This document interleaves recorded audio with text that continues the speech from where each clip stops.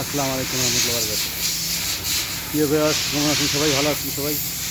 এটা হচ্ছে 2155 কমার্সে। আমি এখন যে গিয়ার বক্স খুলছি, গিয়ার বক্স বানাচ্ছি, ট্রান্সমিশন। এই আমি ট্রান্সমিশন এখন বানাবো। এটা আমার ওয়ার্কশপ, চারিদিকে শুধু মাল সমানা আর কি, মাল সমানা। এটা কাটার ইঞ্জিন 6 সিলিন্ডার, এটা একটা কাটার ইঞ্জিন, এইটা একটা প্লেটার ইঞ্জিন।